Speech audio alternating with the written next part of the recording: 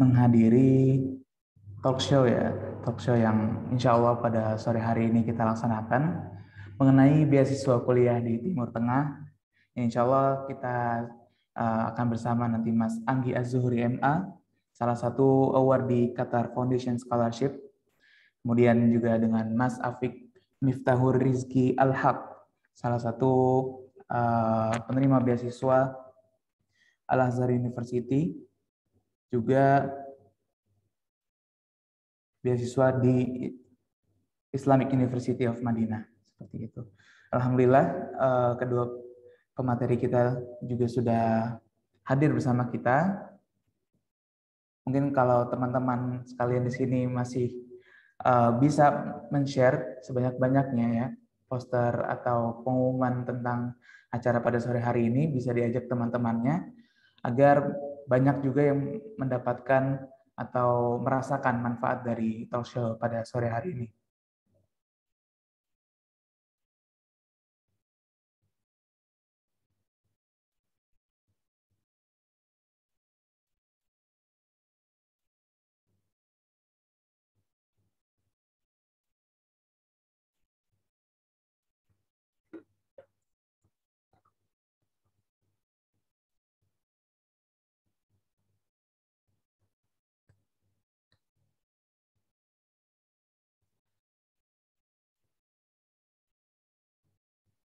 Dan kami himbau kepada para peserta sekalian agar lebih memeriahkan talk show pada sore hari ini untuk menyalakan kamera ya, agar nanti kita bisa tahu satu sama lain, kemudian juga nanti dari pembicara bisa mengenal para hadirin sekalian ya. Jadi tidak hanya sekedar mendengar suara, tapi kita saling bermuajah ya pada umumnya gitu ya. Kita saling bertatap muka, dan sebagian juga dari adab dalam menuntut ilmu, karena kita sore hari ini juga adalah bagian dari menuntut ilmu ya. Kita ingin mengetahui bagaimana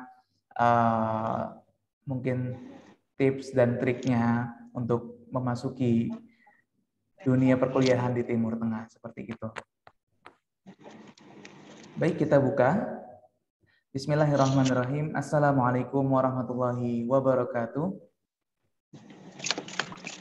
Alhamdulillahirabbil alamin wa bihi nasta'inuhu ala umurid dunya waddin. Wassalatu wassalamu ala rasulihil karim nabiyina Muhammad sallallahu alaihi wasallam wa ala alihi wa sahbihi ajma'in.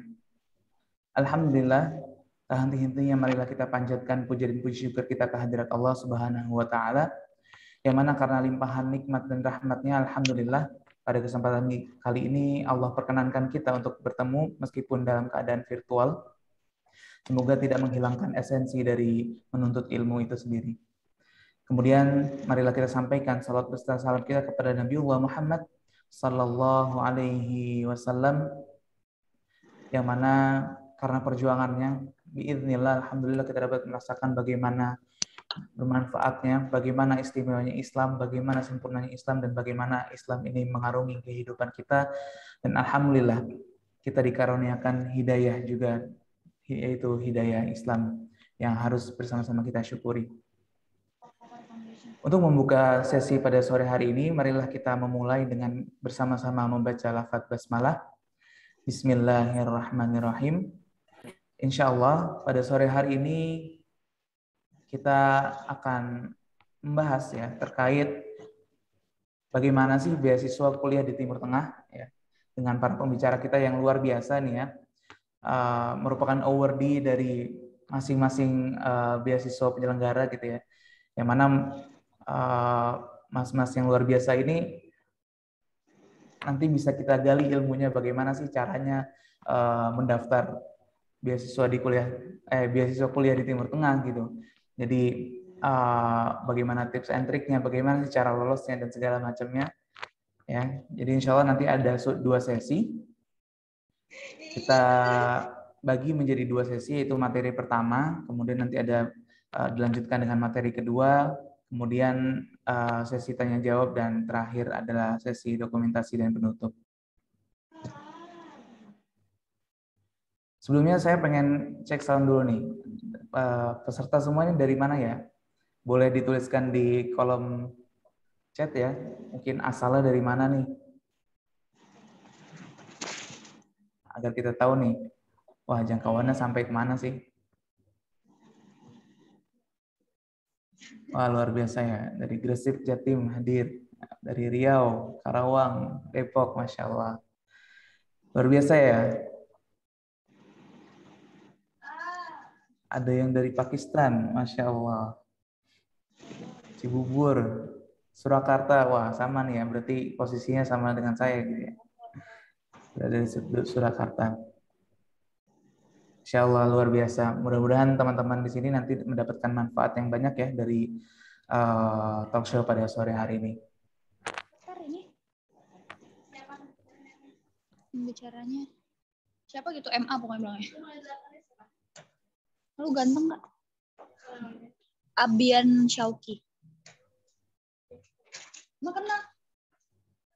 Baik, selanjutnya mari kita bersama-sama kita dengarkan. Ya, mari bersama-sama kita dengarkan materi yang pertama kali insya Allah akan disampaikan oleh beliau, Mas Afik. Ya, kepada beliau kami persilahkan.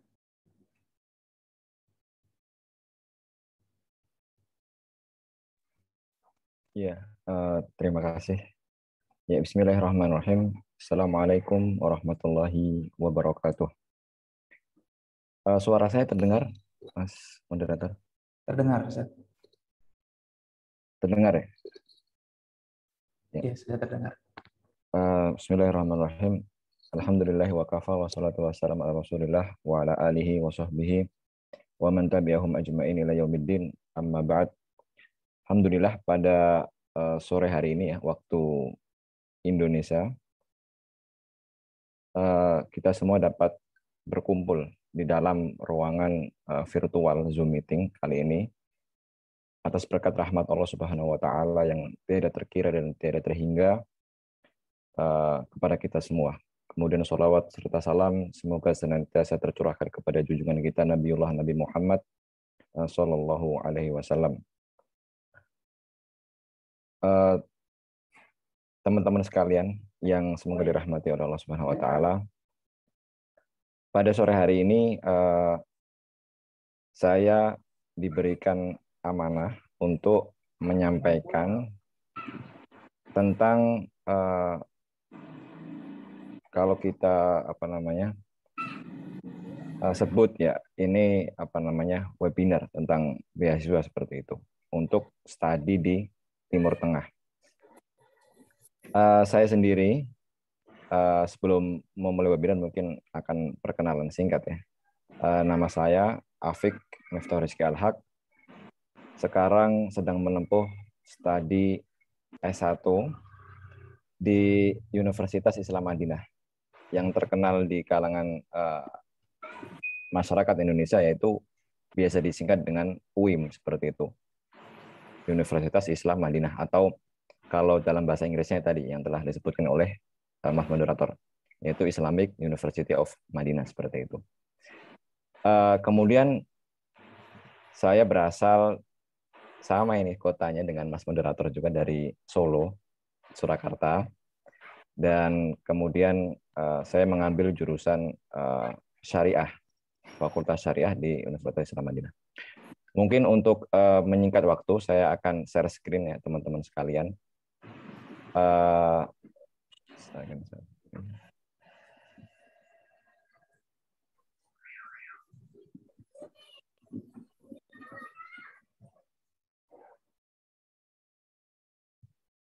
Share screen saya sudah kelihatan ya, Mas Moderator?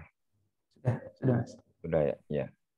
Ya, ini nanti webinarnya santai saja ya teman-teman. Jadi nanti mungkin di akhir sesi atau di akhir acara ada sesi pertanyaan atau sharing diskusi, itu yang nanti insya Allah menjadi semakin kita mendalami materi atau webinar kali ini.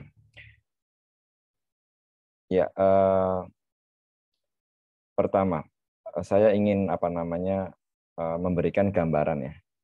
Jadi tentang berkuliah di Arab Saudi. Yang kita kenal di masyarakat kita di Indonesia terutama, berkuliah di Arab Saudi itu kadang dikenal banyak masyarakat kita sebagai tempat yang memang asal muasal daripada ilmu Islam, karena di sana turunnya Al-Qur'an, ya kan, diutusnya Nabi Muhammad SAW, kemudian hadis-hadis juga disampaikan oleh Rasulullah SAW di kota Madinah. Maka ini merupakan salah satu keistimewaan yang dimiliki oleh dua kota suci, yaitu kota Makkah dan Madinah. Maka perlunya kita mengambil sebuah pelajaran bahwa ketika kita ingin mendapatkan ilmu syar'i yang benar-benar dari sumbernya, maka salah satu tempat yang bisa kita tuju adalah Saudi Arabia. Walaupun ada beberapa tempat di Timur Tengah yang lain yang tidak kalah banyak para ulama di sana, seperti Mesir, ataupun Sudan, ataupun Maroko, Tunisia, dan tempat-tempat yang lainnya. Akan tetapi di sini saya akan berbagi sedikit kisah mungkin ya, atau perjalanan bagaimana bisa berkuliah di Arab Saudi. Ya, pertama, teman-teman sekalian, kita ketika ingin berkuliah di luar negeri ya, kita pasti akan banyak negara-negara di luar. Negara-negara ini tinggal tergantung tujuan kita, teman-teman ya. Ketika kita ingin berkuliah di mana, misalkan mengambil ilmu-ilmu umum atau ilmu-ilmu agama, maka kita harus petakan. Tidak mungkinlah kita mengambil ilmu agama seperti itu ya di barat. Ya walaupun ada memang di UK, misalkan di Inggris itu, di salah satu kampusnya kan, di Durham University, ada salah satu fakultas ataupun jurusan Islamic Ekonomi Syariah ataupun jurusan-jurusan yang lainnya. Akan tetapi itu tidak bisa menjadi pilihan utama kita ketika kita ingin mengambil studi agama, ya, karena di barat otomatis akan banyak tercampur oleh pemikiran-pemikiran liberal, sekuler, dan yang lain-lainnya. Maka alangkah lebih baiknya kita mengambil ilmu agama ini di sumbernya, yaitu salah satunya Arab Saudi dan beberapa negara lain yang telah tadi saya sebutkan. Jadi seperti itu, teman-teman. Apalagi ketika masih S1. Nah, S1 ini kan sebagai dasar kita semua ya untuk belajar seperti itu. Walaupun kita telah belajar mungkin dulu di Indonesia di pesantren ataupun di tempat-tempat yang lainnya, pasti ilmu yang kita dapatkan itu sudah cukup banyak. Akan tetapi kita belum mendapatkan rekonstruksi berpikir yang benar seperti itu. Belum mendapatkan sebuah cara berpikir semisal anak-anak kuliah atau mahasiswa seperti itu. Jadi harus kita benar-benar memilih ya teman-teman ya. Dan nanti juga akan saya jelaskan sedikit, ternyata kuliah di Timur Tengah itu tidak semuanya kuliah agama teman-teman atau Islamic Studies. Ya, nanti banyak senior-senior saya S2, S3 di Saudi itu yang beliau mengambil chemical engineering. Kalau kita tahu ada salah satu Ustadz besar di Indonesia ya, Ustadz Muhammad Abdul Twasikal, beliau S1 Teknik Kimia UGM, kemudian S2-nya di Saudi di Universitas King Saud Riyadh. Itu beliau mengambil chemical engineering. Kemudian ada beberapa senior saya juga mengambil computer science, ada yang mengambil civil engineering dan yang lain-lainnya. Kedokteran juga ada. Jadi yang di Saudi pun banyak ragamnya, walaupun mayoritas memang berkuliah Islamic Studies ataupun agama seperti itu. Itu teman-teman yang pertama ya. Kemudian ini prioritas, kemudian motivasi teman-teman ya. Mengapa kuliah di luar negeri, kemudian apa tujuannya, harapannya seperti itu. Ini teman-teman. Kemudian kenapa kita kuliah di Arab Saudi ya? Selain menjadi tempat belajar, ya, Arab Saudi juga menjadi tempat ya, yang memiliki dua kota suci, Mekah dan Madinah. Ya. Jadi teman-teman sekalian, salah satu keuntungan, kalau saya sebut bukan keuntungan sebenarnya, ini merupakan hadiah dari Allah Subhanahu Wa Taala. Ketika kita misalkan berkuliah di Saudi seperti itu ya, di berbagai Saudi kan terbagi menjadi beberapa daerah ya, distrik yang sangat banyak. Ada Riyadh, ada Jeddah, ada Mekah, ada Madinah, ada Tabuk, ya macam-macam lah, banyak sekali. Dari berbagai tempat itu, kita tetap bisa untuk melaksanakan ibadah umroh ataupun haji, ya, dengan bebas. Maksud saya, ketika teman-teman misalkan nanti berkesempatan untuk berkuliah di Arab Saudi atau diterima, itu merupakan salah satu hadiah dari Allah Subhanahu wa taala, karena teman-teman bisa umroh dengan bebas hanya dengan naik bis, ya, dengan membayar berapa puluh real seperti itu, teman-teman bisa ke Mekah untuk melaksanakan umroh yang sewaktu-waktu. Adapun haji yang sifatnya setahun sekali itu memang harus mendaftar karena jumlah juga terbatas. Akan tetapi kesempatan itu lebih besar, teman-teman, daripada yang berkuliah di negara-negara selain di Saudi. Misalkan teman-teman berkuliah di Mesir, ya, atau di mana, bisa untuk umroh memang, tapi harus naik pesawat dulu gitu kan, mengeluarkan biaya, kemudian yang lain-lainnya. Bahkan saya sempat dengar itu salah satu cerita dari Ustadz Abdul Somad, ya, kita kenal. Beliau dulu sempat kuliah di Al-Azhar kan. Beliau ketika mau umroh kalau nggak salah, itu beliau naik kapal dulu dari Mesir. Ya kurang lebih beberapa hari, ya, seperti itu. Jadi itu teman-teman, ya, ketika berkuliah di Saudi, terutama di Madinah dan di Mekah, itu Masya Allah sekali, teman-teman. Jadi nikmat yang terbesar yang saya rasakan dan saya dapatkan itu kesempatan untuk umroh ke Baitullah, ke Mekah, ataupun haji, ataupun kalau yang berada di Madinah misalnya seperti saya, bisa sholat di Masjid Nabawi, teman-teman. Jadi dari kampus itu ada bis yang mengantarkan kita mahasiswa setiap sore ke Masjid Nabawi.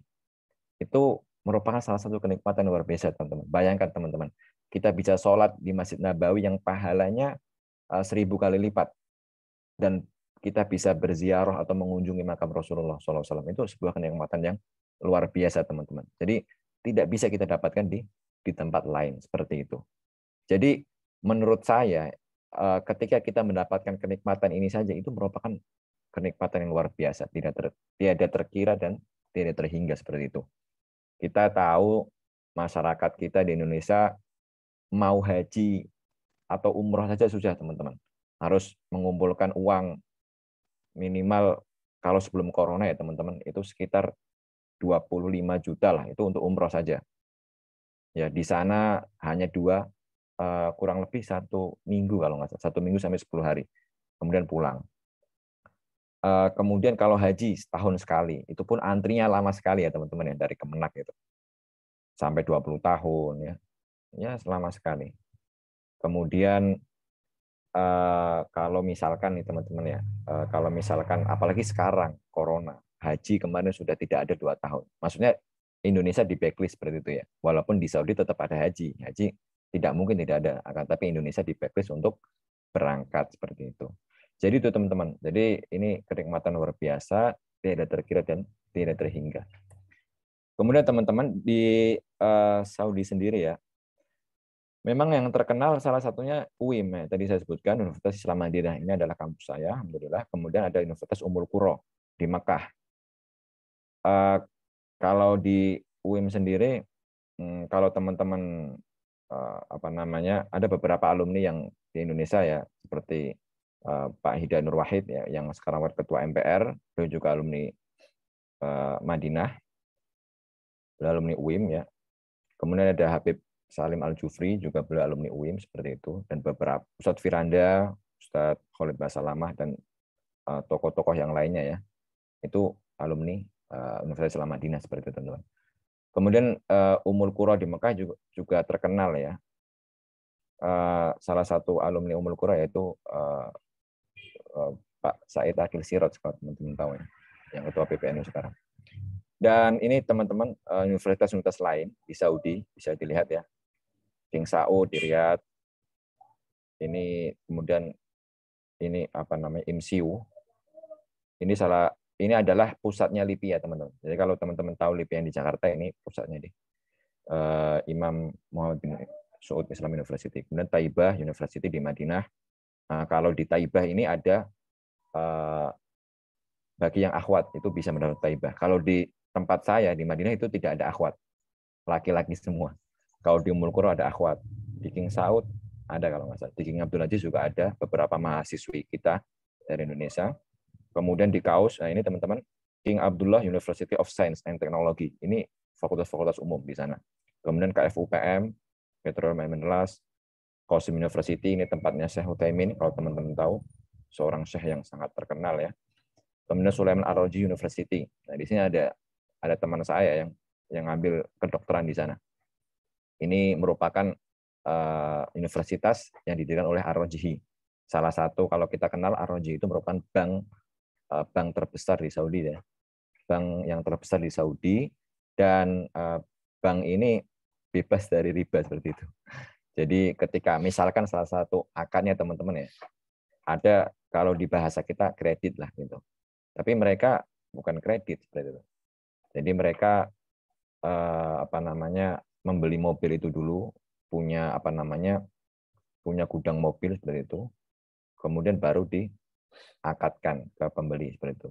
Jadi yang membeli itu mendapatkan cicilan tapi bukan kredit. Kemudian Jazan University, kemudian Taif ya teman-teman, Taif tahu kan, tempat yang dulu di mana Rasulullah SAW ketika berdakwah ke Taif dilempari batu, kemudian Rasulullah berdoa agar masyarakat Taif diberikan hidayah. Kemudian King Khalid University, Abha. Itu teman-teman, jadi banyak ya kampus di Saudi ya, dan ini di berbagai distrik atau kota. Nah ini ada Princess Satam, Tabuk, Al-Jauf, Nodal Barder, dan alhamdulillah teman-teman, kebanyakan di kampus-kampus ini ada mahasiswa kita, ya. Tapi paling banyak memang di Madinah. Jadi kalau nggak salah data terakhir itu mahasiswa Indonesia yang di Saudi itu kurang lebih ada 1.200 teman-teman. Itu data terakhir tahun 2021, tapi bulan Maret kemarin. Kemudian yang akhwat itu kurang lebih ada sekitar tidak sampai 100 kalau nggak salah ya. Karena nanti akan saya jelaskan, karena kalau akhwat itu ada beberapa syarat tambahan seperti harus punya mahram dan yang lain-lainnya. Ya, nanti kalau teman-teman ingin lihat info yang lain tentang universitas bisa lihat di ini ya, di website. Nah, ini Cambridge University teman-teman, saya jelaskan singkat ya. Ini di Jeddah. Kemudian jurusan favorit juga macam-macam, arsitektur, matematika, dan sains. Intinya kebanyakan di sini jurusan umum, teman-teman. Kemudian King Saud University, ini tempatnya Ustadz Muhammad Abdul Wasikal, beliau di sini teknik kimia ya dulu. Dan teman-teman perlu tahu ya peringkat kampus di Saudi itu juga peringkat bagus, teman-teman. Jadi ini kalau King Abdul Aziz, KU singkatannya itu peringkat 1 di Saudi, peringkat 1 di Jazirah Arab, dan 143 dunia. Ini menurut topuniversities.com. Jadi tidak kalah teman-teman. Yang ngajar di sini ya teman-teman, kalau kata teman-teman saya yang di kampus university, itu lulusan-lulusan Amerika, lulusan-lulusan Oxford, Harvard seperti itu. Ya ada yang dari mereka orang Arab, orang Saudi asli, kemudian belajar ke sana. Ada juga yang orang-orang Pakistan, orang-orang India gitu teman-teman. Kemudian mereka belajar alumni Harvard, Oxford, kemudian ngajar di King Abdul Aziz seperti itu. Jadi ketika teman-teman mengambil jurusan umum di Saudi ya, teman-teman mendapatkan 2 benefit. Yang pertama, teman-teman ya bisa belajar umum atau ini ya fakultas-fakultas sains atau umum seperti itu dengan baik juga karena dari para ahlinya, riset-risetnya juga bagus, dananya pakai bahasa Inggris ya teman-teman. Jadi kalau di Saudi itu kalau yang fakultas umum tuh ada tesnya. Kalau kita kenal ada IELTS, ada TOEFL. Kalau di Saudi pakai IELTS kalau nggak salah sama GREE. Itu salah satu tes bahasa Inggrisnya. Jadi kalau mau jurusan umum di Saudi harus pakai tes bahasa Inggris itu. Jadi penguasaan bahasa Inggris teman-teman harus bagus. Kemudian nanti ada beberapa persyaratan yang lain. Ya, itu teman-teman. Kemudian King Saud juga universitas yang cukup bagus untuk umum dan ada agamanya juga, Fakultas Islamic Studies menurut saya. Kemudian Ummul Qura, ini juga kampus di Mekah ya yang terkenal. Kemudian ini Madinah, tempat alhamdulillah saya berkuliah seperti itu. Ini Madinah ini teman-teman merupakan kampus yang salah satu hadiah dari Khodimul Haromen atau 2 pelayan tanah suci ya, raja waktu itu kepada kaum muslimin di seluruh dunia seperti itu. Kemudian teman-teman, di sini laki-laki semua teman-teman ya. Jadi kalau yang perempuan tidak bisa masuk ke UIM ini. Kemudian jurusan favorit ada syariah, alhamdulillah saya di syariah, ada hadis, ada Al-Qur'an, fakultas Quran misalnya, fakultas dakwah dan Suluddin, dan fakultas Lungguh atau sastra Arab. Ini fakultas syariahnya teman-teman. Nanti ada juga ada fakultas umum seperti teknik, komputer, dan beberapa yang lain. Akan tapi orang ketika belajar atau mendaftar ke UIM itu pasti mengambil yang syariah seperti itu. Karena memang ya kalau kita bahasakan kalau di Indonesia ke UIN seperti itulah bahasanya. Kan di UIN otomatis lah orang akan mengambil fakultas-fakultas keagamaannya gitu kan. Karena memang apa namanya spesialisasinya di situ seperti itu. Itu teman-teman ya. Jadi di Madinah seperti itu. Dan jarak dari universitas ini gerbang kampus kami ya. Ini dari sini keluar ke Masjid Nabawi itu kurang lebih 10 menit teman-teman. Itu pakai mobil. Jadi di Saudi pakai mobil semua teman-teman, nggak ada motor, sedikit sekali motor. Kemudian ini King Saud teman-teman di Riyadh ya. Ini fakultas-fakultas bisa dilihat teman-teman, banyak fakultas umum ya, dokteran dan lain-lain. Kemudian beasiswa teman-teman. Nah ini beasiswa teman-teman ketika mendaftar Saudi ya, tidak perlu mengajukan beasiswa ke misalnya kayak di Indonesia LPDP ataupun yang lain-lainnya. Akan tetapi teman-teman ketika mendaftar beasiswa di Saudi itu akan mendapatkan full ended dari Saudinya, dari Kingdom of Saudi Arabia seperti itu. Jadi full scholarship, beasiswa penuh. Kemudian di sana nanti teman-teman akan mendapatkan uang bulanan, uang jajan seperti itu, sekitar 840 real teman-teman untuk S1 dan 890 real untuk S2, S3. Kemudian Universitas di Arab Saudi juga memberikan tiket pesawat pulang pergi ya gratis setiap tahunnya. Jadi liburan kita itu ada 2 kali teman-teman. Musim panas dan musim dingin. Kalau musim dingin itu sekitar bulan Januari, teman-teman. Kalau musim panas itu sekitar bulan Ramadan sampai bulan haji. Jadi kalau di Saudi, teman-teman, ketika bulan haji semua kampus libur, semua sekolah libur karena mempersiapkan untuk menyambut duyufullah ataupun jamaah haji seperti itu. Nah, ini teman-teman, kemudian di Saudi ya, kita selain mendapat uang beasiswa akan mendapatkan asrama ya, gratis asramanya, kemudian apalagi ya, asrama, tiket ini pesawat ya ketika liburan musim panas saja sekali, karena liburan musim panas itu lama kan, sekitar 2-3 bulan teman-teman seperti itu. Nah kemudian kalau untuk makan nanti kita bisa beli dengan uang ini ya di kantin kampus. Jadi kantin kampus itu sudah menyediakan masakan, nanti kita beli. Harganya disubsidi juga teman-teman. Satu ya sekali makan 2 real lah teman-teman. 2 real seperti itu. Ini kalau angka 840 real itu teman-teman, itu kalau dirupiahkan berapa teman-teman? Sekitar. Kalau 1 real misalkan lah, sekarang itu berapa? 3.700 lah. Ya dikalikan aja segini teman-teman. Mungkin udah menyamai gaji PNS teman-teman ya. Jadi udah udah cukup alhamdulillah gitu. Kemudian kalau di beberapa kampus yang lain teman-teman, terutama kampus-kampus yang fakultas ini ya, ini kan kampus-kampus yang fakultas umumnya bagus seperti KFUPM ya, yang tadi King Fahad of Petroleum and Mineral itu beasiswanya lebih uang saku lebih besar lagi teman-teman, bahkan sampai berapa ya, ada yang untuk S2 S3 itu sampai 2.000 real seperti itu besar sekali, bahkan lebih seperti itu, bahkan ada yang memberikan pakai dolar seperti itu ya. Itu teman-teman ya. Kemudian fasilitas ini tadi sudah saya jelaskan teman-teman ya, asrama, jaringan internet, wifi, perpustakaan, fasilitas kesehatan, olahraga gratis. Nah ini teman-teman bisa main bola, main ya, semuanya lah teman-teman, bisa main basket, insya Allah ada di kampus masing-masing. Transportasi gratis antar fakultas. Kalau di Madinah tempat saya ke Masjid Nabawi seperti itu ya, diantar dan dijemput. Jadi setiap asar itu nanti ada bis yang standby untuk mengangkut mahasiswa ke Masjid Nabawi, kemudian habis isya pulang seperti itu. Ini kantin murah bersubsidi untuk makan. Nah, ini kemudian hadiah bagi mahasiswa berprestasi, uang pengiriman buku Nah, seperti itu. Ini asrama teman-teman ya, bisa dilihat gambarnya. Nah, seperti ini teman-teman asrama di kampus-kampus Saudi. Jadi tidak ada tembok di sana, tidak ada warnanya teman-teman. Soalnya kena debu terus ya. Ini juga nggak ada tanaman ya, cuma ditanam pohon apa nih, kurma kalau nggak salah. Kemudian kehidupan mahasiswa teman-teman. Nah ini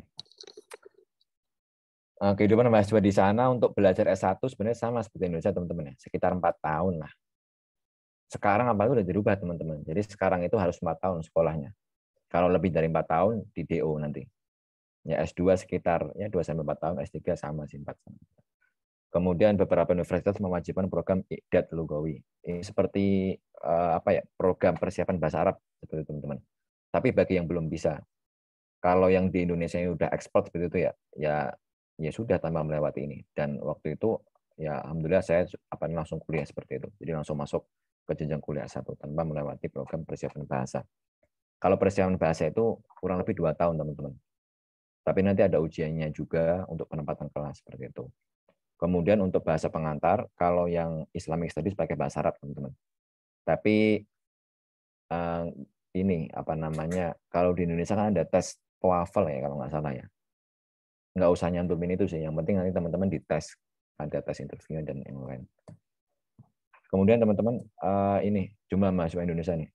Nah, tadi saya sebut dikit ya, 1.500 teman-teman. Jumlah terbanyak di kampus saya 1.100. Dan yang lain ini tersebar di beberapa ini. Kemudian ini teman-teman, kita di Saudi ada perkumpulan mahasiswa teman-teman seperti perkumpulan pelajar dan mahasiswa Indonesia Arab Saudi. Nah teman-teman nanti bisa follow IG-nya ya, Instagram PPMI Saudi. Dicatat teman-teman, biar nanti nggak ketinggalan info-info tentang pendaftaran kuliah dan hal-hal yang lainnya. Insya Allah selalu update seperti itu. Ketika ada pendaftaran nanti akan diupdate. Kemudian mahram. Nah, ini mahram yang tadi saya jelaskan, mahram diwajibkan untuk mahasiswi. Nah, ini mahram bisa suami, ayah, kakak laki-laki, atau adik laki-laki. Atau misalkan teman-teman yang akhwat ya, yang perempuan mempunyai paman yang bekerja di Saudi, misalkan begitu. Itu bisa jadikan mahram. Kemudian ketentuan mahram berlaku untuk semua universitas kecuali KAUS. Ya, jadi mahram ini berlaku untuk kebanyakan kampus di Saudi, teman-teman, terutama yang akhwat yang perempuan. Itu sih yang mungkin agak ya sedikit berat lah, karena nggak semua orang punya mahram seperti itu ya. Jadi kalau di Mesir, di Sudan itu bebas aja. Jadi kalau mahasiswa mau berangkat ya silahkan gitu ya, tinggal berangkat gitu. Cuma kalau di Saudi harus pakai mahram, kecuali di ini KAUS. Dan ada lagi Peninces Naurah University teman-teman. Tapi Peninces Naurah itu ini memang semuanya akhwat full. Jadi seperti kalau Madinah laki-laki semua, Peninces Naurah itu akhwat, jadi tidak perlu mahram. Dan ada beberapa kampus yang lainnya sebenarnya. Jadi Saudi mulai beberapa bulan terakhir ini sudah mulai melonggarkan persyaratan untuk mahram ini. Itu sih teman-teman ya. Kemudian mahasiswa Indonesia ini. King Saud 3 orang. Ummul Qura paling banyak teman-teman, 29 orang. Ini KAUS 3 orang. Nah, jadi memang tergolong sedikit teman-teman. Tapi insya Allah semoga nanti ke depannya tambah banyak lah akhwat-akhwat yang bisa berkuliah di Saudi. Kelebihan dan kekurangan. Nah, teman-teman setiap tempat pasti punya kelebihan dan kekurangan seperti itu ya. Kelebihannya bebas biaya kuliah, beasiswa, ya akomodasi, kemudian dapat mengibadah haji dan umroh, majelis ilmu ulama besar, dan kelebihan-kelebihan yang lainnya yang telah tadi saya sebutkan. Kemudian pasti ada kekurangan teman-teman. Jadi ketika kita ingin enaknya juga pasti ada nggak enaknya seperti itu ya. Jadi kalau di Saudi teman-teman kekurangannya adalah administrasi yang rumit dan lambat. Jadi kalau di Saudi itu teman-teman, misalnya kita daftar sekarang ya seperti itu. Itu kita upload berkas sekarang, itu nanti pengumumannya 1 tahun teman-teman. Itu pasti seperti itu, minimal 1 tahun. Kadang-kadang lebih sampai 1,5 tahun, 2 tahun seperti itu. Karena sistem mereka ketika menerima mahasiswa itu, saya nggak tahu ya, saya sampai diceritakan itu, mereka misalkan menerima pendaftaran mahasiswa-mahasiswa yang baru seperti itu. Kemudian mereka mengajukan ke kantor imigrasi mereka atau Kemenlu mereka seperti itu. Apakah menerima seperti berapa orang kuotanya kira-kira untuk tahun ini misalnya seperti itu. Kemudian diajukan lagi nama-nama itu ke kantor Kementerian Keuangan mereka. Nah, nanti ini lagi apa namanya, kira-kira sanggup nggak dananya gitu untuk membiayai sekian ini kalau diterima semua misalnya. Seperti itu teman-teman. Jadi memang lama prosesnya. Dan orang Saudi itu tergolong ya apa ya, kalau kita sebut agak malas seperti itu. Agak malas. Karena apa teman-teman? Karena mereka merasa memiliki banyak hal gitu ya. Di Saudi kan minyak juga berlimpah, mereka orang-orang kaya seperti itu. Jadi mereka merasa ya sebenarnya kita juga tidak butuh kalian gitu ya. Tapi apa namanya, ya intinya mereka terbiasa seperti raja seperti itu. Jadi agak-agak malas. Kemudian sumber daya pengajar mempunyai terbatas pegawai yang bisa. Nah ini pegawai yang bisa berkomunikasi dengan bahasa Arab. Jadi kalau di Saudi teman-teman kebanyakan bahasa Arab sih. Ya walaupun teman-teman yang kuliah di Islam apa namanya Fakultas Sains atau Fakultas Umum juga itu ketika di luar kampus itu mereka pakai bahasa Arab. Jadi mereka belajar double. Inggris ketika di kelas, ketika di luar pakai bahasa Arab. Itu harus untuk komunikasi kan, seperti itu. Jadi orang-orang Saudi yang bisa bahasa Inggris itu ya sebenarnya banyak juga sih. Cuma kadang kalau yang di luar-luar seperti itu penjual-penjual itu hanya bisa bahasa Arab. Durasi kuliah yang cukup lama. Nah, ini untuk S2, S3 sih biasanya yang cukup lama. Kalau di Barat kan S2 kadang ada yang setahun seperti itu ya teman-teman ya. Tapi kalau di Saudi lama. Persyaratan umum teman-teman. Nah, ini persyaratan umum semua kampus di Saudi ya. Ini saya ambil umumnya aja. Jadi yang pertama pendaftar sehat jasmani. Kemudian usia pendaftar untuk S1 tidak kurang dari 17 tahun teman-teman. Dan tidak lebih dari 25. Nah ini patokan teman-teman. Untuk S2 30 tahun, S3 tidak lebih dari 35 tahun. Ini dijadikan standar seperti itu. Jadi kalau teman-teman yang antara umur ini, insya Allah masih bisa. Kemudian ini teman-teman harus punya ijazah SMA sederajat atau ijazah S1 atau S2. Nah, intinya ijazah yang memiliki lambang Garuda teman-teman. Bahasanya seperti itu. Ijazah resmi negara. Kemudian masa ijazah tidak boleh melebihi 5 tahun. Ya, jadi masa ijazah tidak melebihi 5 tahun. Bagaimana kalau melebihi 5 tahun? Misalkan, tapi umur teman-teman masih kurang dari 25, misalnya seperti itu. Ya, tinggal bagaimana teman-teman ini aja mensolusikannya sebaik mungkin. Ya bisa daftar paket, misalkan paket C, ataupun di mana lah, saya juga nggak tahu ya. Tapi intinya tidak boleh lebih dari 5 tahun. Kemudian kalau berdasar perempuan, harus disertai mahram. Yang tadi telah saya sebutkan. Kemudian tidak pernah DO atau dikeluarkan dari universitas manapun di Arab Saudi. Seperti itu. Kemudian apa saja yang perlu dipersiapkan teman-teman? Nah ini persiapan untuk berkas S1, paspor. Nah teman-teman kalau mau daftar di Saudi, semua kampus itu harus punya paspor dulu teman-teman. Jadi kita modal paspor. Ya bikin paspor sekarang berapa sih? 350 ya teman-teman ya. Dia bikin paspor. Ketika bikin paspor, teman-teman misalkan ditanyain mau buat kuliah misalkan, ya buat kuliah di Saudi seperti itu, bilangan seperti itu. Kemudian ijazah SMA atau sederajat, ya transkrip nilai, pas foto, 1 atau 2 surat rekomendasi dari lembaga atau tokoh nasional. Nah ini teman-teman, jadi berkas-berkas ini sebenarnya masih ada lagi sih teman-teman. Tapi apa ya, nanti biasanya menyusul itu. Kalau enggak teman-teman nanti ini aja, follow IG PPM itu. Dan semua berkas-berkas diterjemahkan ke dalam bahasa Arab seperti itu. Itu teman-teman ya, kalau untuk S2 seperti ini, tadi ada TOEFL atau IELTS-nya, pas foto, ya biasa. Kemudian ini teman-teman, yang penting ya, surat rekomendasi dari lembaga atau tokoh nasional. Nah teman-teman bisa melihat surat rekomendasi ini dari mana teman-teman? Dari Kemenak, misalnya satu. Nanti mereka sudah punya formatnya, bilang aja mau daftar ke Saudi seperti itu. Atau teman-teman yang kedua, ya meminta ke para masyayikh atau syekh yang misalkan kalau teman-teman alumni dari pesantren seperti itu ya bisa meminta kepada syekhnya dulu. Kemudian misal tidak ada syekh, teman-teman bisa meminta kepada salah satu alumni Saudi misalkan yang tapi udah cukup terkenal gitu ya. Ya seperti misalkan kalau teman-teman punya link ke Pak Hidayat Nur Wahid atau ke Ustadz Firanda atau yang lain seperti itu sangat mendukung lah. Jadi ada rekomendasi. Tapi jika seandainya tidak pun, tidak masalah.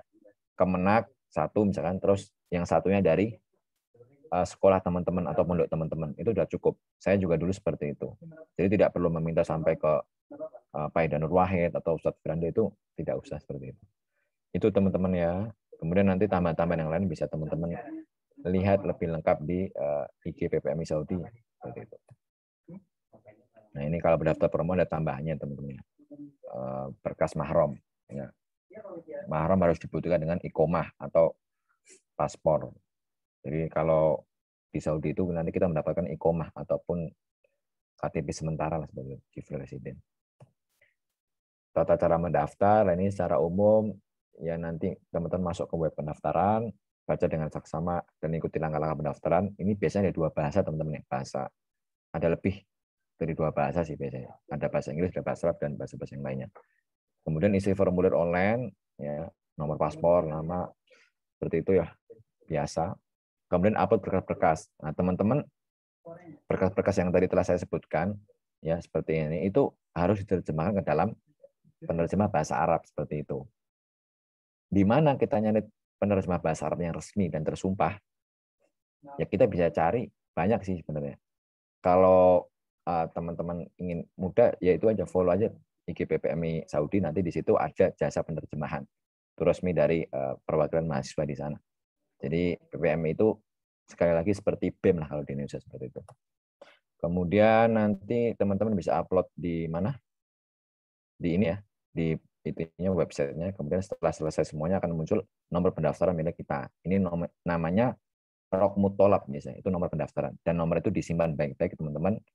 Ya kurang lebih 1 tahun lah teman-teman nunggu pengumuman. Insya Allah ketika rezekinya diterima ya akan diumumkan dan nanti pemberkasan ataupun urusan selanjutnya akan diberitahukan seperti itu. Jika kebingungan dalam pendaftaran, coba hubungi PPMI di universitas bersangkutan. Biasanya mereka sudah membuat tutorial pendaftaran. Teman-teman bisa cari di YouTube. Kalau enggak follow IG PPMI tadi seperti itu. Kemudian prosedur aplikasi beasiswa. Nah ini teman-teman yang tadi saya jelaskan. Jadi sangat ya banyak seperti ini. Oh ya, Mas Moderator, saya kurang berapa menit ya waktunya? Atau udah? Kebetulan pas ini udah waktunya. Udah ya? Oh ya Iya. udah. Coba saya selesaikan bentar. Ya. Saran dan tips, nah ini teman-teman yang terakhir mungkin ya. Iya kayaknya. Banyak mencari informasi baik lewat website dan media sosial resmi universitas atau PPMI. Yang tadi saya sarankan ya, coba di ini aja PPMI Arab Saudi seperti itu. Itu ada di IG. Kemudian tanya kenalan mahasiswa Indonesia di Saudi, bisa senior-senior antum atau teman-teman pondok dulu yang udah ke sana, ustadz-ustadz yang udah pernah kuliah di sana itu bisa ditanya. Kemudian berusaha secara maksimal mencari informasi terbaru, segera buat paspor. Ini penting teman-teman. Tes TOEFL atau IELTS bagi yang mau umum, jangan menunggu terlalu lama hingga akhirnya terlambat mendaftar. Terus persiapan dana. Jadi dana di awal itu biasanya untuk ngurus administrasi teman-teman. Ya kurang lebih kalau waktu zaman saya sekitar 5 juta. Tapi nanti diganti kok sama Saudi. Kalau senior saya itu ada yang sampai 15 juta, akan tapi tetap diganti.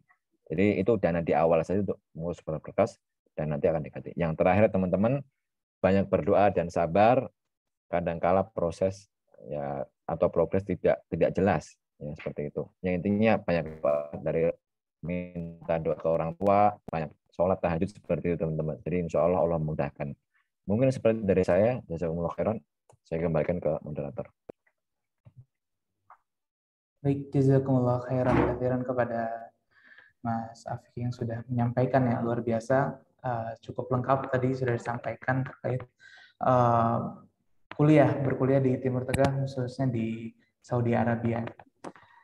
Kemudian kami ingatkan kembali, nanti insya Allah pertanyaan akan kami tampung ya sampai dengan setelah materi kedua.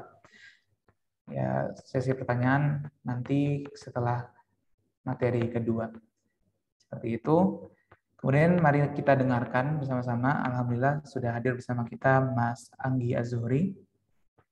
Pemateri kedua kita pada sore hari ini ya yang akan menyampaikan sharingnya terkait beasiswa kuliah di Timur Tengah.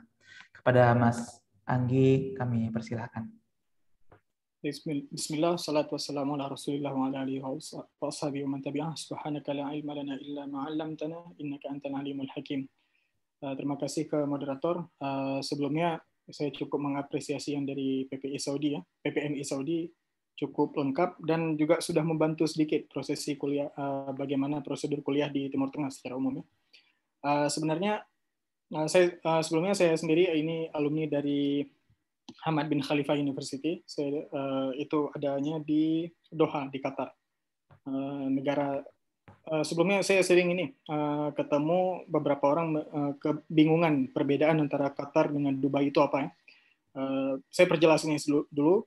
Memang pada dasarnya Saudi, Qatar, dan Emirat itu berasal dari satu suku yang sama, yaitu Bedouin Timur ya, Bedouin Timur Arab, berpakaian sama, bahasa amiyahnya juga sama, dan secara umum kebudayaan mereka bertiga ini sama. Hanya saja secara politik semuanya terpisah ya. Saudi Arabia itu di Riyadh, Dubai itu di Emirat, dan Qatar itu juga sebuah negara tersendiri.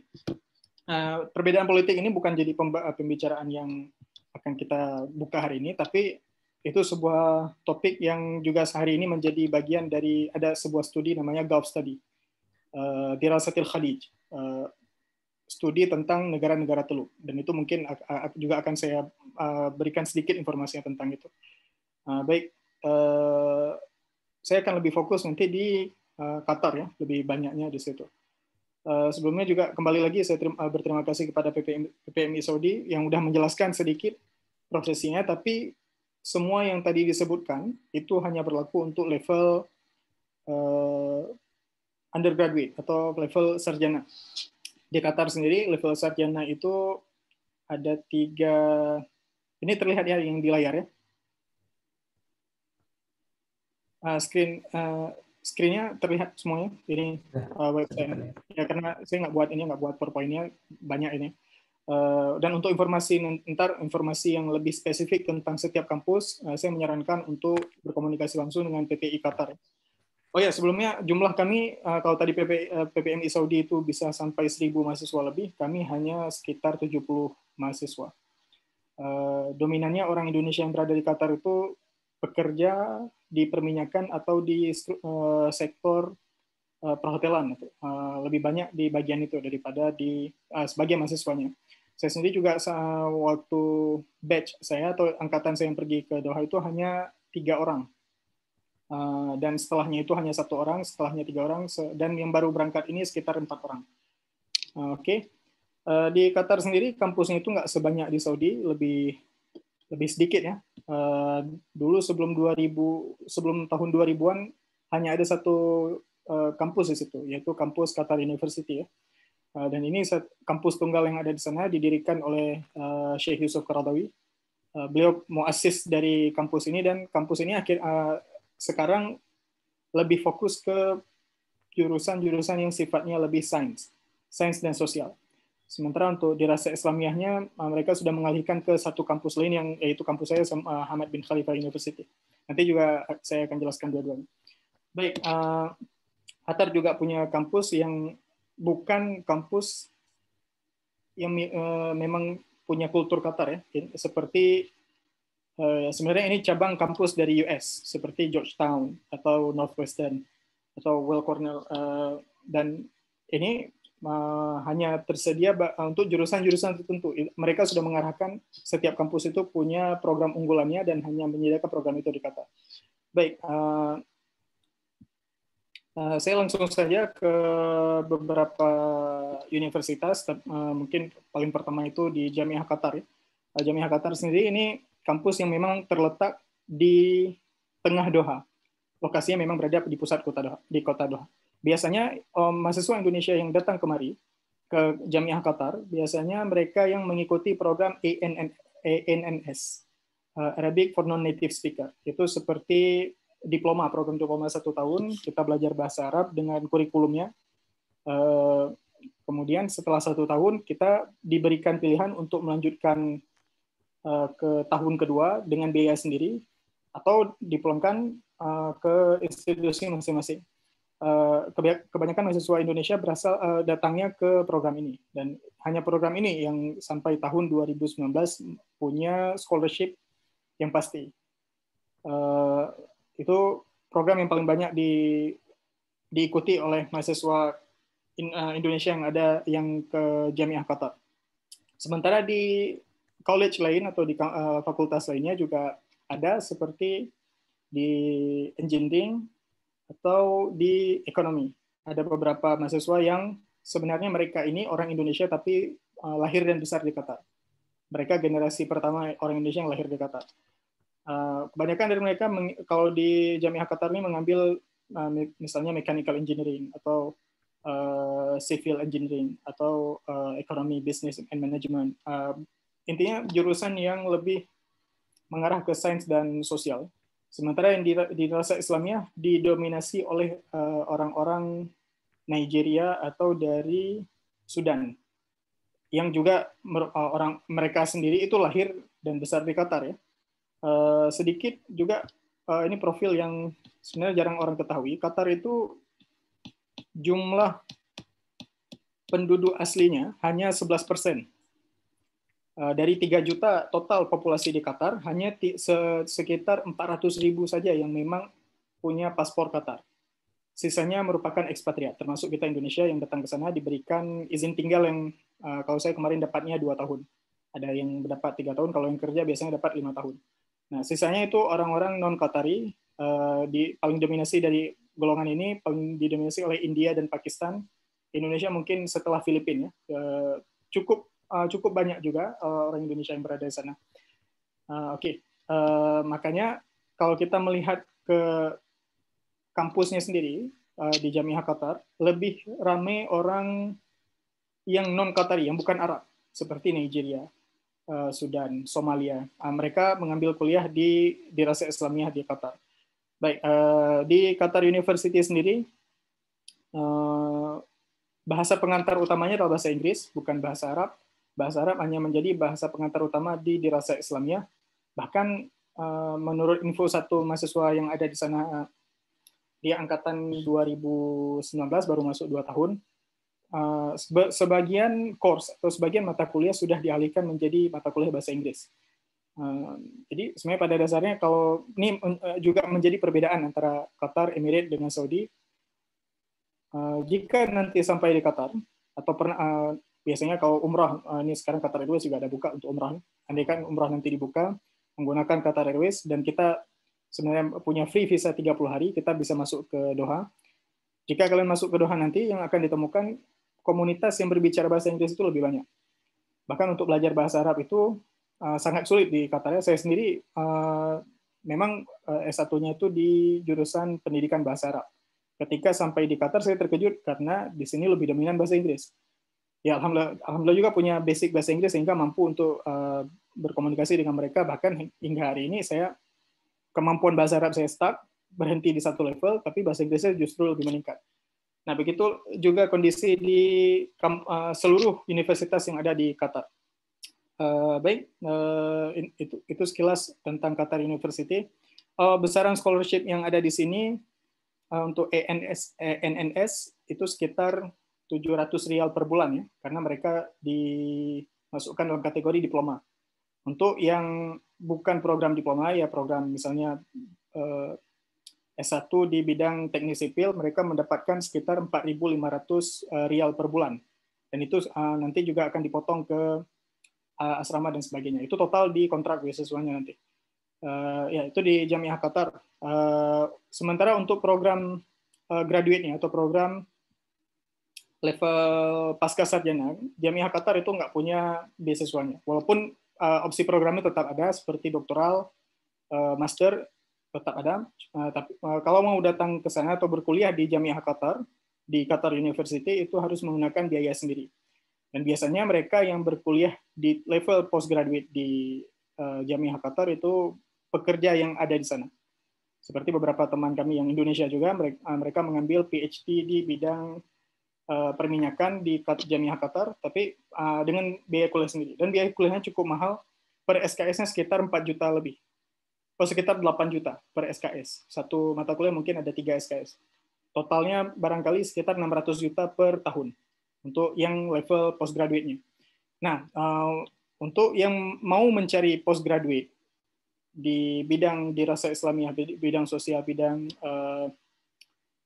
sains, tapi juga ingin mendapatkan scholarship, atau beasiswa. Itu bisa ke Hamad bin Khalifa University atau ke untuk bidang sains itu ada ke Texas A&M, untuk bidang sosial ada di GU, di GUK, di Georgetown, dan untuk bidang jurnalistik itu ada di Northwestern. Selain dari Hamad bin Khalifa University, saya tidak akan jelaskan lebih lanjut, mengingat terlalu spesifik dan memang perlu komunikasi langsung dengan mereka yang sedang kuliah di sana. Tapi jauh sebelum menjelaskan Hamad bin Khalifa, saya juga mau menjelaskan bahwa kampus selain Qatar University, selain dari kampus ini, semuanya berada di bawah naungan Qatar Foundation.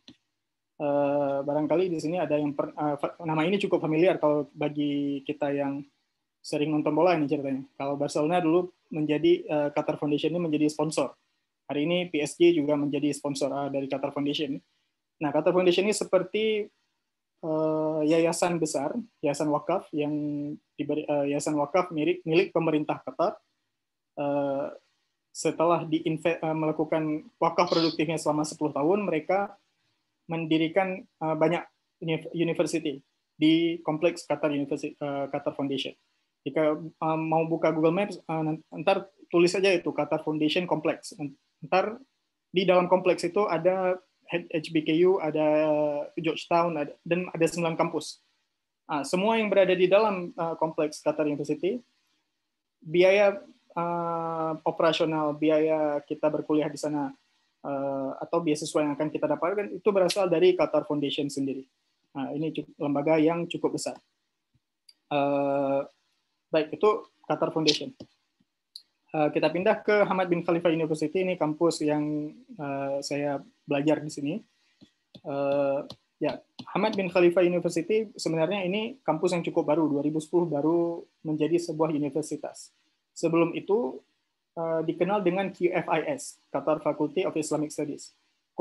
Seperti kumpulan dosen-dosen yang pakar di bidang Islamic Studies, mereka mendirikan sebuah institut dan mereka di situ mengajar. Lalu berevolusi menjadi Hamad bin Khalifa University. Program unggulan di kampus ini memang program yang menjadi muasisnya atau pendiri dari HBKU itu sendiri, yaitu College of Islamic Studies. Saya belajar di sini di bidang jurusan studi sejarah Quran atau sejarah teks Quran lebih tepatnya, dan juga sejarah teks Quran dan pemahamannya. Saya di bidang ini di level master.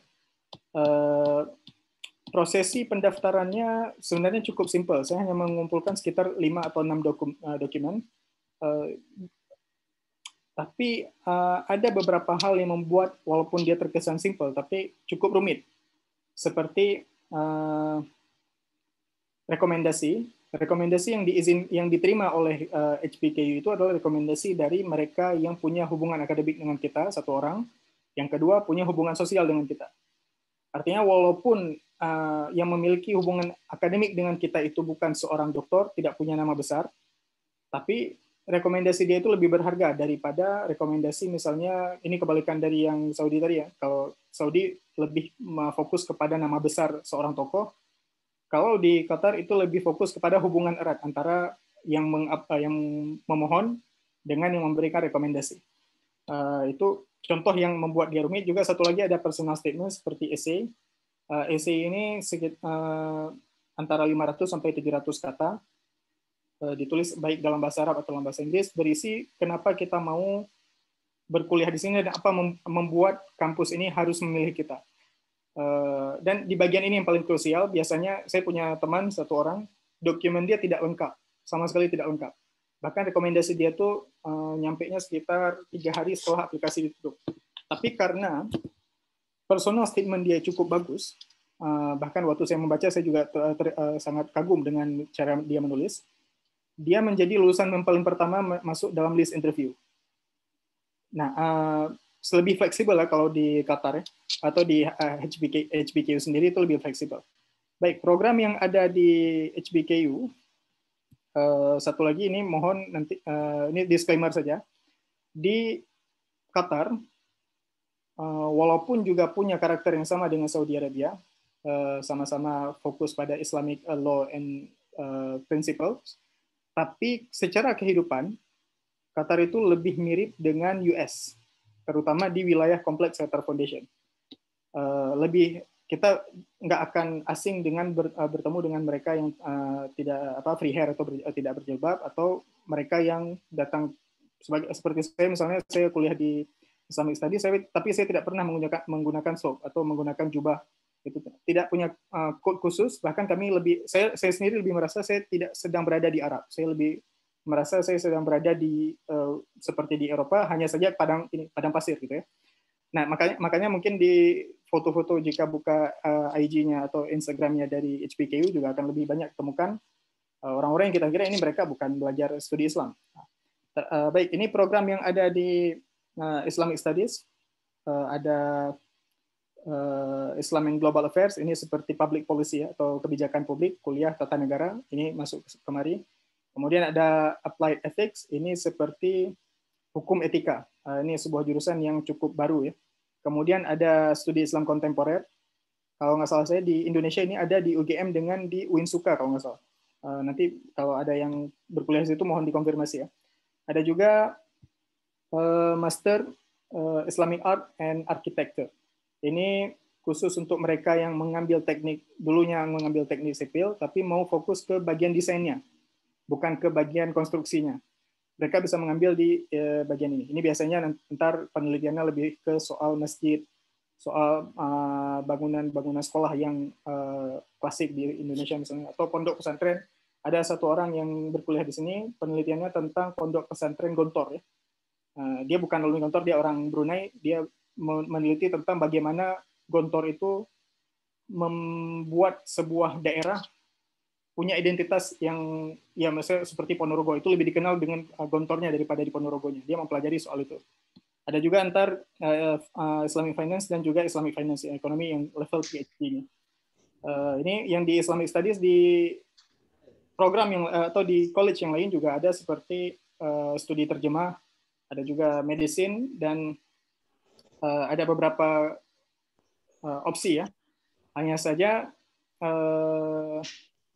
boleh dibilang opsinya masih lebih terbatas dibanding kalau mau membandingkan dengan Saudi Arabia atau dengan Turki misalnya. Mereka lebih punya banyak opsi jurusan. Nah, soal persyaratan, umumnya di Qatar itu karena tadi menggunakan bahasa Inggris, umumnya mewajibkan IELTS atau TOEFL IBT dengan skor 70 atau skor 75, kalau IELTS-nya 6,5 gitu. Untuk yang bahasa Arabnya, program bahasa Arab ada di Islamic Studies itu juga ada program yang dalam bahasa Arab. Walaupun bercampur dengan bahasa Inggris, itu tetap wajib IELTS sekitar 5,5 atau 5,0. Tetap wajib IELTS itu.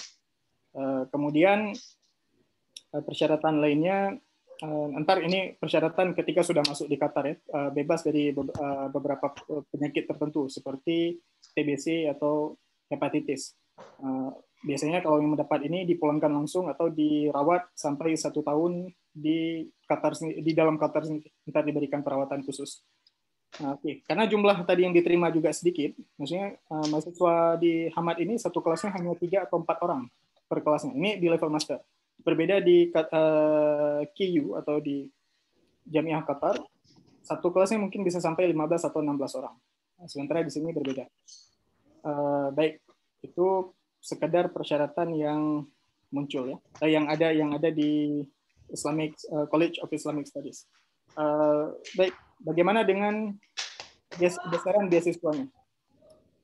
Memang besaran beasiswa yang kami dapatkan itu cukup tinggi ya. Saya ketika berkumpul dengan teman-teman PPI yang di sekitar Timur Tengah, saya sampai nggak mau menyebutkan jumlahnya waktu itu karena takut ntar seperti muncul sebutannya kesenjangan antara mahasiswa Doha dengan mahasiswa di wilayah lainnya. Ya, ini saya buka aja, ini off record, mohon maaf karena kami juga yang di PPI sepakat ini nggak boleh dibuka ke banyak orang. Untuk yang jurusan Islamic Studies itu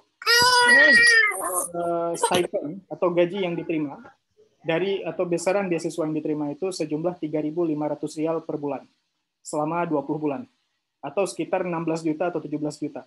Dan itu tidak termasuk rumah, tidak termasuk uang buku, uang kuliah dan sebagainya, itu semua di luar dari 3.500 tadi. Begitu juga dengan tiket pulang pergi disediakan setiap tahun sekali. Tiket pergi ketika mulai belajar, liburan musim panas, dan tiket pulang. Juga satu lagi, karena perkuliahannya dimulai pukul 4 sore, maka antara pukul 7 pagi sampai pukul 3 sore itu kami diwajibkan untuk bekerja di wilayah kampus. Artinya kami diwajibkan untuk part-time. Jika tidak mengambil lebih dari 10 jam per minggu, artinya kita tidak memilih untuk tidak part-time, maka ketika tahun pertama itu akan dievaluasi, beasiswanya akan dikurangi. Nah, jadi bukan cuma belajar, kami juga wajib bekerja. Seperti saya dulu mengambil tugas sebagai research dan juga di perpustakaan, itu sekitar 20 jam per minggu. Jadi harus mampu mengimbangi antara pekerjaan dan belajar ya. Nah, dengan besaran sebanyak itu memang cukup mengejutkan, 3.500. Saya rasa hanya kalau di Saudi itu ada King Abdullah Science and Technology, hanya mereka mungkin yang bisa memberi lebih, sekitar 10.000 rial kalau nggak salah. Atau juga beasiswa dari Yale di Amerika itu yang bisa memberikan lebih dari jumlah itu. Hanya saja, walaupun jumlahnya cukup besar, yang tadi ditambah dengan kerja menjadi 5.000 rial, sekitar 25 jutaan, 21 juta, dengan jumlah yang cukup besar itu, porsi belajar atau intensitas belajarnya juga cukup memberatkan. Ini sekedar bocoran, sebenarnya kami setiap hari itu diwajibkan untuk membaca setidaknya 3 buku, yang 3 buku itu akademik, ditentukan halamannya sekitar 60 sampai 100 halaman. Itu setiap minggu untuk 1 mata kuliah. 1 minggu itu punya 3 mata kuliah, dan 3 dikali 100 halaman mungkin 300 halaman. 1 minggu diwajibkan membaca 300 halaman, bukan hanya membaca, juga diwajibkan untuk menulis review dari buku itu sendiri. Bahkan terkadang bukunya bukan cuma bahasa Indonesia, tapi juga bahasa Arab juga dicampur. Saya pernah mendapat bukunya itu ada 4 buku wajib yang dibaca, 2 bahasa Arab, 2 bahasa Inggris, dan harus diselesaikan sebelum saya baru mengetahui tugasnya itu udah di-upload di sistem itu paginya, sorenya saya harus sudah membuat reviewnya itu. Dan itu ya mengimbangi tadi, kerja dengan belajar harus mampu diseimbangi. Nah, intensitas yang belajar seberat ini juga nanti ada ujiannya, sistemnya full paper, 1 mata kuliah mungkin sekitar 20 atau 30 halaman wajib menulis ya. Dengan sebanyak ini tugas, sehingga masuk akal jumlah yang begitu banyak itu diberikan. Mereka juga nggak mau memastikan supaya mahasiswanya tidak tertekan dengan memberikan akomodasi yang cukup bagus ya. Akomodasinya disediakan juga televisi, disediakan rak buku, kamar mandi yang cukup bagus. Kalau pernah masuk ke hotel apa yang di Bundaran HI, Kempeski, barangkali mirip antara keduanya. Saya waktu pulang kemarin karantina juga ditempatkan di hotel, kalau nggak salah Ibis yang itu. Saya merasa ini nggak jauh berbeda antara kualitas kamarnya dengan yang ada di Qatar ya. Ya, mereka memberikan suasana supaya mahasiswanya tidak pernah merasa tertekan dengan memberikan fasilitas yang cukup banyak gratis, kecuali makanan. Makanan itu antara beli atau masak. Kalau kami yang mahasiswa Indonesia biasa lebih suka masak gitu ya, lebih hemat. Juga semuanya ini kurang lebih bentuk yang berada di dalam kamarnya, ini untuk 1 orang bukan untuk 2 orang. Diberikan sofa. Intinya suasana belajarnya dibuat senyaman mungkin sehingga tidak ada yang merasa tertekan. Juga karena kondisi Qatar itu nggak terlalu ramai, jadi biasanya kita nggak tertekan dengan suara-suara ribut gitu. Misalnya di jalan, mobil itu jarang muncul, sehingga nyaman kita berada di sana. Oke, begitu juga dengan kesehatan mahasiswa yang nanti punya misalnya sakit, itu akan diberikan fasilitas gratis di rumah sakit ya. Ya, ini fasilitas yang begitu banyak ini berimbang dengan tugas belajar yang diberikan itu. Itu sejauh ini. Baik, itu di Hamad bin Khalifa University. Beberapa profesor juga, Yusuf Qaradawi dulu sering mengajar di sini sebelum beliau sakit, nggak bisa berbicara lagi. Beliau hari ini kondisinya sulit berbicara ya. Juga ada beberapa tokoh syekh lain seperti Abdul Rashid Sufi, tokoh atau imamnya qiraat hari ini, pernah mengajar di Islamic Studies ini. ada beberapa profesor yang berasal dari Barat. Jadi di Hamad ini walaupun Islamic Studies, kita ditekankan untuk mampu menyeimbangkan antara dirasah klasiki atau studi klasik dengan studi modernnya. Sehingga yang dituntut itu lebih banyak ke pemikiran atau seperti saya menulis tentang efek dari terjemah Quran terhadap pemahaman, ya, itu pemahaman atau hukum, lebih banyak ke situ. Ini yang ada di Islamic Studies. Oke, selanjutnya saya juga mau menunjukkan ini kampus yang cukup saya kenal di Georgetown University Qatar. Kampus ini lebih kalau saya bilang lebih liberal, ya. Kampus ini malah lebih sedikit muslimnya daripada lebih sedikit muslim daripada non muslimnya. Rata-rata mereka yang masuk ke Georgetown itu transfer dari US. Mereka yang sebenarnya memang kuliah di pusatnya di Georgetown di DC, di Washington DC. Mereka diberikan program pertukaran, mereka sampai di Doha dan mereka belajar di Georgetown. Di sini programnya khusus pada studi politik dan studi sosial. Kalau saya menyebut sosialnya lebih ke seperti studi penyelesaian konflik, itu ada di Georgetown University. Di sini ada satu tokoh yang cukup akrab di Indonesia, ya, salah satu tokoh yang punya andil besar dalam perdamaian banyak konflik di Indonesia, itu Dr. Sultan Barakat, ya, ada di Georgetown. Juga ada satu profesor dari Indonesia, bukan di sini, di Northwestern, nama beliau Pak Antom Husin. Beliau mengajar di Northwestern. Ya, itu kampus, salah satu kampusnya. Kalau mau belajar ntar di kedokteran ada Weill Cornell Medicine, tapi di situ sama sekali tidak ada scholarship. Kalau di sini ada scholarship sekitar 7.000 rial, nggak termasuk rumah. Mungkin kalau dikurang dengan rumah jadinya 4.000 sekitaran itu. Ini juga ada program sampai master. Dan untuk yang mau belajar bahasa Arab di wilayah, maksudnya di Qatar, memang serius belajar bahasa Arab. Ceritanya begini, andaikan kondisinya di ENNS Qatar University nggak gagal, maksudnya nggak aplikasinya, tapi juga masih mau belajar bahasa Arab dan mendapat gelar master, bisa ke Doha Institute. Doha Institute for Graduate Studies. Ini cabang dari Qatar University.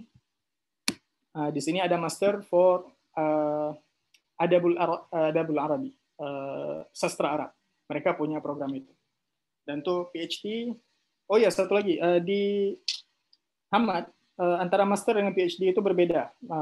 Besaran beasiswanya dan juga besaran belajarnya juga ikut, ya. Semakin tinggi beasiswa yang diberikan, semakin berat belajarnya.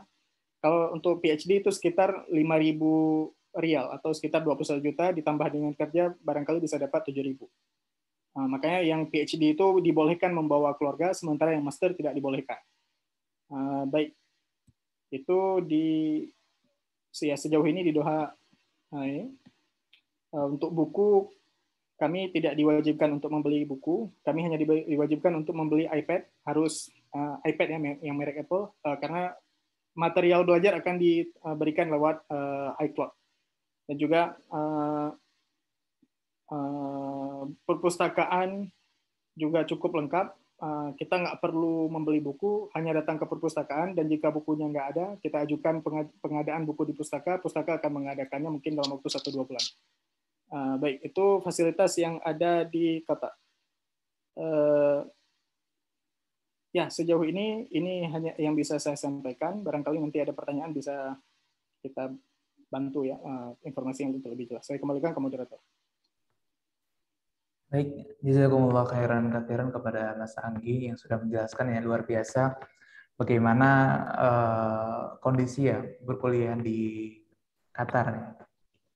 Mungkin teman-teman kami buka sesi pertanyaan untuk dua penanya pertama.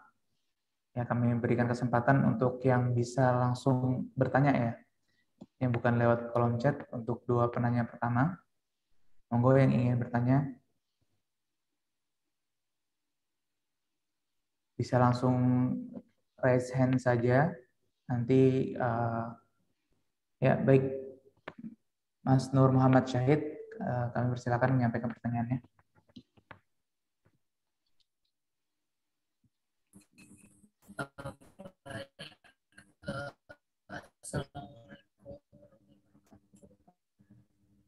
Assalamualaikum. Mohon maaf, Mas, kurang jelas.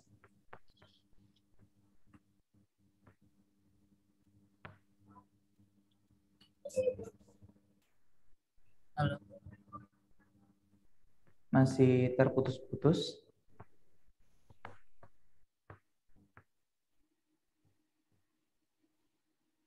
Halo, Assalamualaikum.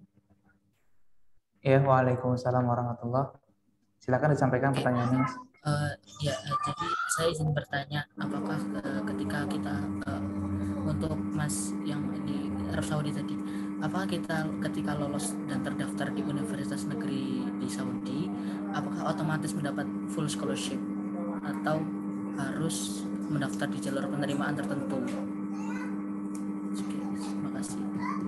Baik, terima kasih Mas Nur Muhammad Syahid. Mungkin ada lagi yang ingin bertanya?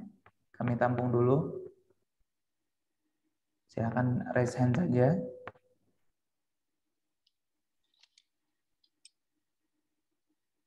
Jika belum ada, ya kami persilakan Mas Afik untuk menyampaikan. Tadi pertanyaan adalah ketika kita lolos di Saudi, apakah langsung mendapatkan full scholarship atau ada prosesnya terlebih dahulu? Kepada Mas Ya, Afik. terima kasih atas pertanyaannya. Tadi pertanyaannya ini apa namanya, kalau mendaftar Saudi, terus apakah kalau keterima langsung mendapatkan scholarship gitu ya? Iya, sebenarnya ketika kita diterima misalkan, itu akan mendapatkan full scholarship. Itu ya insya Allah kepastian seperti itu gitu, yang dialami oleh kita dan senior-senior juga seperti itu. Adapun yang tadi sempat saya sebutkan bahwasanya untuk pengurusan berkas seperti itu, yang kalau zaman saya atau periode saya itu kurang lebih 5 juta. Itu sebenarnya apa ya? Sebenarnya kita diminta untuk mengurusan berkas itu legalisir dan beberapa hal yang lainnya lah. Akan tetapi nanti akan diganti seperti itu ketika kita sampai di Saudi. Jadi tidak perlu khawatir lah. Jadi akan diganti. Jadi istilahnya ya apa ya? Kadang ada beberapa periode juga yang tidak ada pengurusan berkas seperti itu ataupun udah digratiskan dari awal. Akan tapi ketika periode saya itu ada seperti itu. Dan kebanyakan seperti itu. Akan tetapi nanti akan diganti kok. Jadi ibaratnya ya kita tidak mengeluarkan biaya apapun. Dan nanti ketika udah kuliah ya tiket pesawat dan yang lain-lain, ini fasilitas itu kan gratis seperti itu. Oh ya, kemudian izin Mas Moderator, tadi saya klarifikasi dikit ya. Saya menyampaikan tentang apa namanya syarat mahram untuk akhwat yang berkuliah di Saudi. Jadi tadi setelah saya tanya ke apa namanya, ada perwakilan organisasi otonom akhwat atau mahasiswa yang berkuliah di Saudi, namanya Raidah PPMI Saudi. Teman-teman juga yang akhwat ya bisa memfollow IG-nya, bisa di IG aja Raidah PPMI Saudi seperti itu. Jadi mereka klarifikasi bahwasanya yang tidak apa namanya tidak pakai mahram itu hanya KAU saja. Yang lain semua kampus di Saudi itu pakai mahram. Jadi tadi ada yang tanya di kolom chat, itu Princess Naurah pakai mahram atau enggak, itu pakai. Apalagi kalau Princess Naurah itu ketat katanya. Jadi lebih ketat daripada yang lain. Jadi harus minta rekomendasi dari Kementerian Indonesia yang di Arab Saudi, di Riyadh. Kemudian mahramnya itu harus ke sana langsung gitu kan. Sambil nyantumin sebagai apa, kakak atau bapak atau kakek ataupun yang lainnya. Itu waktu pendaftaran ya. Jadi waktu awal belum diterima. Jadi waktu awal pendaftaran itu sudah ketat seperti itu. Seperti itu teman. Jadi sekali lagi untuk mahasiswa atau akhwat yang berkuliah di Saudi semua harus pakai mahram seperti itu. Kecuali di KAUS itu saja tadi. Mungkin itu dari saya seperti itu. Terima kasih. Oke, baik, terima kasih Mas Afik. Mungkin ada lagi yang ingin bertanya. Kami persilakan yang ingin bertanya secara langsung. Monggo atas nama Mas Luki. Kami persilakan. Assalamualaikum, Ustaz. Waalaikumsalam warahmatullahi Ustaz, Ana mau tanya, kan dulu Ana pernah sudah lulus SMA, terus ikut program daurah Al-Quran itu 1 tahun. Terus itu ijazahnya yang mana, Ustaz? Yang diserahkan itu? apakah ijazah yang SMA apa ijazah daurah 1 tahun itu? Baik, terima kasih Mas Luki pertanyaannya. Ini pertanyaan untuk Mas Afik ya? Iya. Untuk yang ijazah daurah itu anak dapat ijazah itu saat selesai setor 30 juz Ustaz. Oke, baik. Terima kasih Mas Luki. Silakan Mas Afik untuk menjawab. Ya, terima kasih pertanyaannya. Jadi ijazah yang tadi saya sebutkan di PPT itu ijazah SMA, ya, ijazah negara yang ada dalam Garudanya. Itu yang penting. Ketika ada ijazah selain itu, ijazah tahfidz, sertifikat tahfidz atau ijazah daurah dan yang lain-lainnya itu tidak masuk. Akan tetapi bisa buat syarat tambahan. Bukan syarat tambahan ya, ya kayak file tambahan gitulah di beberapa kampus aja sebenarnya. Tapi sebenarnya juga nggak terlalu diperhitungkan sih, apalagi kalau S1 ya. Kecuali kalau S2 kemudian ngambilnya fakultas-fakultas sains atau yang umum itu baru itu. Kalau ngambil chemical engineering ataupun yang lainnya itu ijazah-ijazah itu atau sertifikat itu diperlukan seperti itu sih. Jadi intinya ijazah SMA itu aja sih. Baik, terima kasih Mas Afik atas jawabannya. Dan kami buka lagi 2 pertanyaan, 2 penanya lagi. Monggo teman-teman yang ingin bertanya secara langsung bisa nanti sekalian di on cam aja ya biar terlihat juga teman-teman oleh para pemateri. Adakah yang ingin bertanya?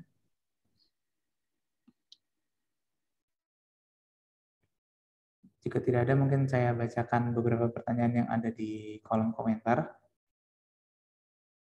Ini dari Niken Ananda. Mungkin ini bisa untuk keduanya ya, untuk Mas Anggi dan Mas Afik. Untuk salah satu syaratnya apakah kalau misalkan pengen S2 di luar atau misalkan tadi di Saudi atau di Qatar, apakah harus mengulangi lagi dari S1 atau bisa langsung mendaftar S2 seperti itu? Mungkin bisa Mas Anggi dulu dijawab. Ya baik, untuk di Qatar itu untuk yang S1, maksudnya tadi mau daftar S2 ya? Ya. Ya, untuk mendaftar S2 nggak perlu mengulang lagi S1, bisa pakai kalau ijazah UIN, UI atau universitas apapun di Indonesia itu juga bisa langsung. Hanya perlu diterjemahkan ke boleh bahasa Arab, boleh bahasa Inggris. Tapi saya sarankan untuk diterjemahkan ke bahasa Inggris saja. Lebih murah kalau nggak salah ongkos penerjemahannya. Ya, jadi nggak perlu mengulang S1. Baik, terima kasih Mas Anggi. Mas Afik, kami persilakan. Ya, kalau di Saudi sendiri sama sih sebenarnya ya, sama seperti Qatar juga. Jadi cukup menerjemahkan ijazah S1-nya seperti itu. Jadi tidak ada bedanya dan tidak usah mengulang S1 lagi. Yang terpenting tadi nanti harus juga ntar ada beberapa syarat tambahan sebenarnya sih, kayak misalkan rekomendasi dari beberapa dosen pembimbing dulu ataupun profesor di kampusnya itu juga sangat berpengaruh sih kalau untuk S2 S3 gitu. Tapi kalau di Saudi teman-teman ya, nah ini saya bedakan. Kalau yang untuk Islamic Studies di Saudi itu untuk S2 dan S3-nya itu kebanyakan itu mereka menerima dari Saudi sendiri. Apalagi misalkan contoh di kampus saya di Universitas Islam Madinah itu untuk S2 dan S3 tidak ada dari kampus luar. Jadi harus dari Madinah sendiri. Harus dari kampus saya sendiri. Jadi S1 kampus saya, kemudian S2, S3 seperti itu. Seperti Pak Eden Nur Wahid dulu kalau nggak salah beliau sempat S1 di UIN Jogja kan, UIN Suka kalau nggak. Tapi di sana ngulang S1 lagi, kemudian S2, S3 gitu. Jadi tidak boleh dari luar. Walaupun dari Al-Azhar ataupun dari yang lain. Tapi ada beberapa kampus di Saudi memang yang bisa seperti itu. Islamic Studies-nya atau fakultas-fakultas syariah ataupun yang lainnya itu bisa dari kampus luar. Nah, kalau untuk yang fakultas-fakultas sains atau fakultas umum itu sangat bisa sekali. Sama seperti Qatar tadi, yang terpenting di S1 aja. Itu mungkin dari saya. Baik. Jazakallah atas jawabannya. Ustaz. Mungkin ada yang ingin bertanya secara langsung? Kami berikan kesempatan. Saya mau nanya. Monggo, silakan Bapak. Ya. Assalamualaikum warahmatullahi wabarakatuh. Waalaikumsalam warahmatullahi wabarakatuh. Baik, jazakallah Mas Abian. Semoga semuanya Allah berkahi ya, Mas Abian, Mas Hafik, dan Mas Anggi.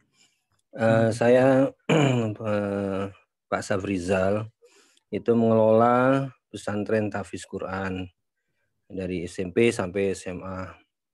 Pingin sekali tamatan-tamatan anak-anak yang SMA ini, ya mudah-mudahan ada yang hafiz selesai 30 juz atau kurang dikit atau setengahnya gitu ya.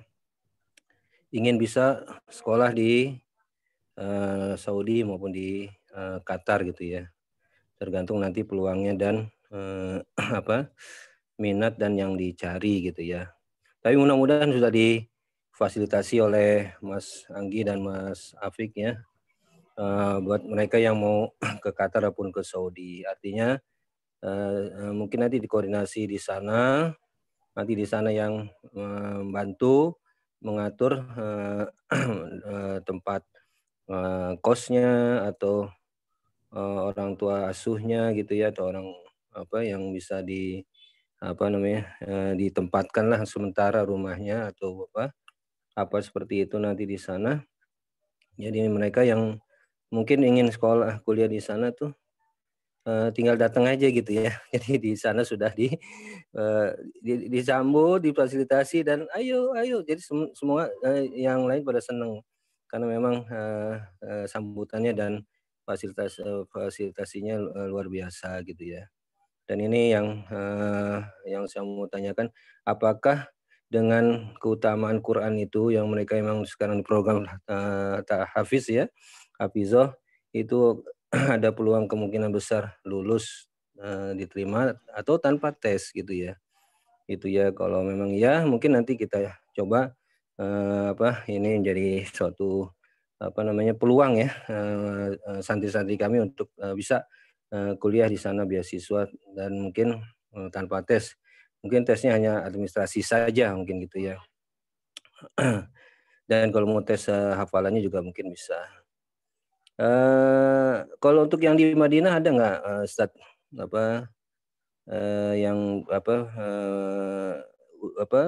kakak yang kalau di Saudi kan Mas Afik, di Qatar Mas Anggi. Kalau di Madinah ada nggak gitu ya? Nah kami mungkin nanti minta nomor telepon ini nih Mas Afik, Mas Anggi dan siapa yang bisa kami hubungi gitu supaya nanti konsultasinya lebih lanjut itu nanti setelah acara ini gitu. Gitu aja, Mas moderator. Mohon maaf. Bapak. Terima kasih atas pertanyaannya. Mungkin kami konfirmasi lagi. Jadi apakah ada jalur khusus untuk bagi mereka para penghafal Al-Quran gitu, baik di Qatar maupun di Saudi, khususnya di Madinah tadi. Mungkin dari Mas Anggi bisa terlebih dahulu menjawab. Kami persilakan. Sejauh pengetahuan kami ya, berkeliling ke banyak institusi yang ada di Qatar, kebanyakan dari mereka nggak punya jalur khusus selain MOU. MOU itu udah adanya untuk program ENNS, itu udah ada MOU-nya antara Gontor dengan UNJ. Mereka nggak perlu tes, hanya perlu punya rekomendasi dari kampus kalau nggak salah, langsung terdaftar. Tapi di tempat lain sendiri kayaknya belum ada ya. Justru di Turki, saya juga sebenarnya sedang kuliah juga di Istanbul ya. Di Turki itu ada beberapa institusi ya, seperti Sabahattin Zaim, ada juga Turdiyanet Vakfı itu juga menerima jalur langsung masuk itu antar masuknya ke madrasah lagi, seperti level kalau nggak salah levelnya SMA gitu. Itu di Turki justru adanya. Kalau di Qatar saya rasa sama sekali nggak ada. Nggak ada ya. Waktu interview itu saya mengira akan dites hafalan karena saya mendaftarnya di Fakultas Quran atau di jurusan studi Quran. Tapi ternyata yang dites itu sejauh mana bacaan saya terhadap isu-isu soal studi Quran misalnya. Lebih banyak ke pengetahuan dan kemampuan potensi untuk menulis itu sendiri daripada ke hafalannya sendiri. Bahkan mereka ini rata-rata dosen ini baru tahu ketika sampai di sana berapa jumlah hafalan masing-masing mahasiswa gitu. Jadi begitu kurang lebih kalau di Qatar ya. Iya Mas Anggi. Makasih Mas Anggi. Nomor teleponnya Mas Anggi berapa? Ya Biasa dihubungi. saya kirim lewat chat.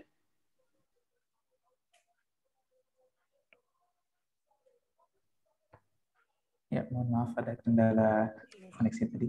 Iya. Terima kasih Mas Anggi atas jawabannya. Kami persilakan untuk Mas Afik untuk memberikan jawaban. Syukron. Jazakumullah khairan Pak Fabrizal Kamnur yang telah menyampaikan pertanyaan yang sangat bagus sekali ya. Dan ini semoga menjadi motivasi juga bagi teman-teman yang hadir di sini untuk selalu mempelajari Al-Quran, menghafal dan mengamalkannya insya Allah. Amin, amin. Saya izin menjawab. Jadi secara sekilas sebenarnya mirip juga dengan Qatar seperti itu. Jadi mungkin kalau di Saudi itu orang-orang atau mahasiswa yang ingin masuk fakultas-fakultas syariah ataupun fakultas Islamic Studies seperti itu ya, fakultas syariah, fakultas dakwah usuluddin, fakultas hadis, fakultas sastra Arab atau Lugha Arabiah itu tidak ada kewajiban mempunyai hafalan berapa banyak seperti itu. Kecuali mahasiswa yang ingin masuk fakultas Quran, fakultas ulumul Quran atau Quran itu harus memiliki hafalan 30 juz. Akan tapi untuk fakultas lain tidak. Kemudian sejauh ini sepengetahuan saya juga dan yang telah saya rasakan seperti itu tidak ada jalur khusus bagi para penghafal Quran. Ya. Akan tetapi itu menjadi nilai plus, mungkin seperti itu. Jadi ketika misalkan tes interview atau muqabalah bahasa Arabnya, itu nanti akan disuruh baca sama syekhnya. Iqra surah kada, seperti itu. Bacalah surat ini ataupun Iqra min qaulillahi ta'ala seperti itu. Nanti di situ dites hafalan kita. Ya insya Allah menjadi nilai tambah seperti itu, insya Allah. Karena Al-Quran sangat akan tetapi tidak ada kewajiban kecuali yang masuk fakultas Quran. Kemudian apalagi ya, kalau untuk masalah Quran malah setahu saya di Indonesia malah bagus kok. Di beberapa kampus, di UMS, di UNS itu ada jalur-jalur khusus untuk masuk lewat tahfidzul Quran atau hafidz Quran seperti itu. Bahkan ada yang memberikan beasiswa full seperti itu. Kemudian untuk MOU ada beberapa pondok sebenarnya di Indonesia yang memiliki MOU dengan beberapa kampus di Saudi, terutama Madinah. Salah satunya Gontor, ya, kemudian Al-Irsyad, Al-Islami yang di Salatiga, kemudian Imam Bukhari, pesantren Imam Bukhari yang di Karanganyar, itu ada beberapa pondok. Dan MOU ini bersifat tidak langsung masuk jalur tanpa tes, akan tetapi mereka diprioritaskan. Jadi paling banyak mahasiswa atau santri yang dari Indonesia itu dari Al-Irsyad, kurang lebih. Ya saya tidak bisa berapa persennya, kan, tapi itu cukup banyak seperti itu daripada dari tempat-tempat lain seperti itu. Maka ketika ada santri yang atau alumni Al-Irsyad atau Imam Bukhari itu kemudahan tersendiri untuk masuk ke kampus di Madinah ataupun Saudi beberapa seperti itu, Pak. Itu sih. Dan MOU itu ya yang ini kerjasama antara pondok dan Saudi. Mungkin itu dari saya. Terima kasih Mas Afik atas jawabannya. Dari Bapak Saprizal ada feedback mungkin? Iya. Ya, nanti lebih lanjut pengen bicara sama Mas Anggi dan Mas Afik melalui ini aja dah. Japri ya. Ini, karena nih kita lagi Zoom webinar ya. Jadi terbatas takutnya. Baik, terima kasih atas penjelasannya dari Mas Afik dan Mas Anggi. Mudah-mudahan nanti ada hal yang bisa cari salahnya nih dan bermanfaat buat kami gitu, insya Allah. Baik, mungkin pertanyaan terakhir ya untuk kedua pembicara kita.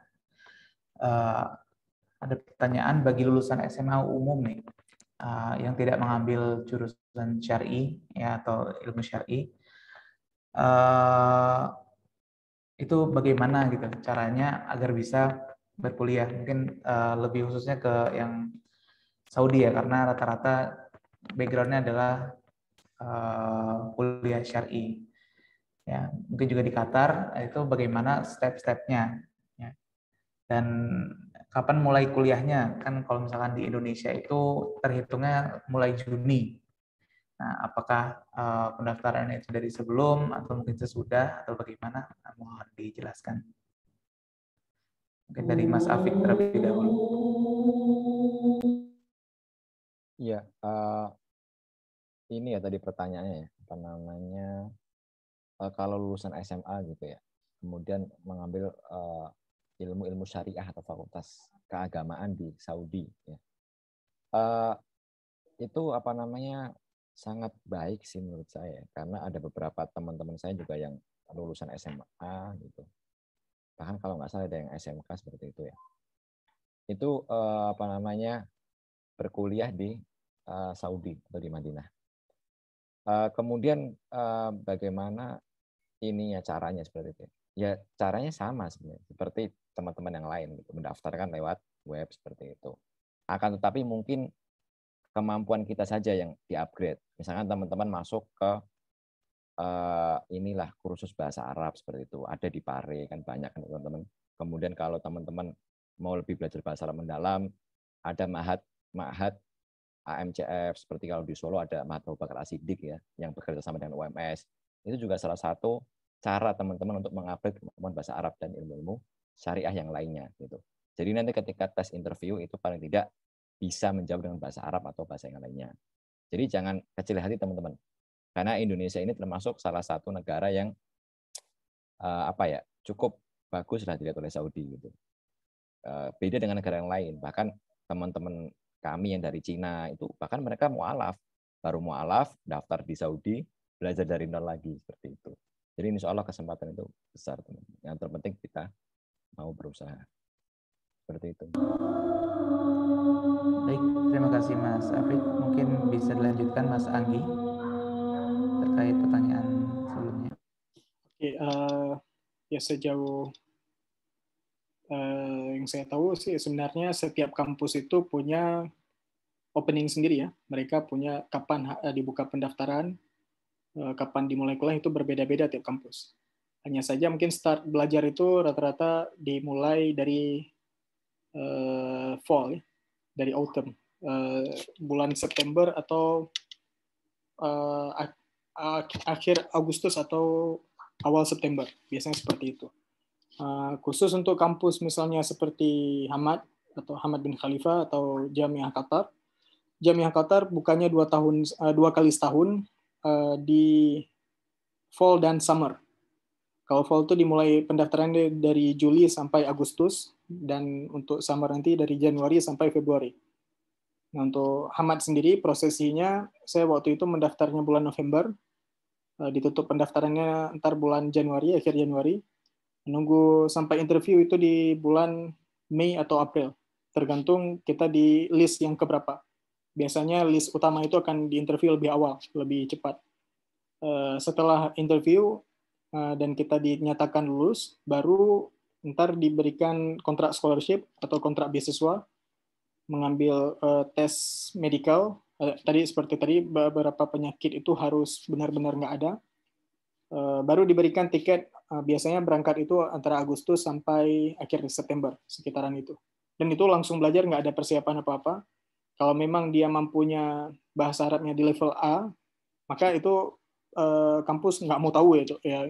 Intinya kalau memang, ya satu lagi juga ini perlu dicatat ya, Hamad memang berat belajarnya juga agak kejam dalam persoalan mengeluarkan mahasiswa yang gagal memenuhi standar. Standarnya itu jika di bawah 3,0, biasanya kami akan dievaluasi 1 semester, lalu akan di drop out. tahun waktu angkatan saya itu sekitar kayaknya 2 orang di drop out. Di angkatan setelah saya ada 3 orang. Di angkatan sebelum saya hampir dari 20 nih penerima beasiswa di college saya itu ada 20 orang penerima beasiswanya. Pernah ada satu angkatan itu penerima beasiswanya dari 20, 5-nya itu di drop out. Hanya karena nggak memenuhi IPK-nya tadi itu, IPK 3,0 itu. Jadi cukup menantang juga ya, dengan tugas belajar yang begitu banyak. Ya, kurang lebih begitu. Baik, luar biasa, Masya Allah. Sudah kita pelajari semua ya step-stepnya, mulai dari awal, mungkin dari jenis-jenis beasiswanya, kemudian dari jenis-jenis kampusnya, dan sampai ke tahap prosesnya sudah kita pelajari semua, dan mudah-mudahan bermanfaat untuk kita semua. Dan bagi yang ingin melanjutkan studinya, menyusul mas-mas yang luar biasa keren ini, Masya Allah, semoga dimudahkan dan dilancarkan. Karena waktu yang sudah semakin malam, maka sesi talk show pada sore hari ini kami cukupkan. Terima kasih kepada kami ucapkan kepada kedua pembicara kita yang luar biasa, Masya Allah ini. Semoga studinya diperlancar, ya. Kemudian nanti bisa kembalikan ke Indonesia dengan menyebarkan ilmunya, dan mudah-mudahan bermanfaat seperti itu. Kemudian sampai kepada sesi terakhir, yaitu penutupan dan dokumentasi. Silakan teman-teman yang bisa untuk membuka kameranya, silakan dibuka. Ya, akan dilakukan dokumentasi kegiatan sebelum nanti akhirnya kami tutup.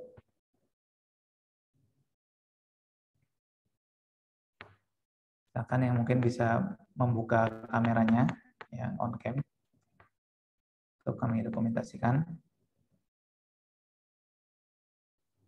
Yang masih belum membuka, masih kami beri kesempatan untuk membuka kameranya.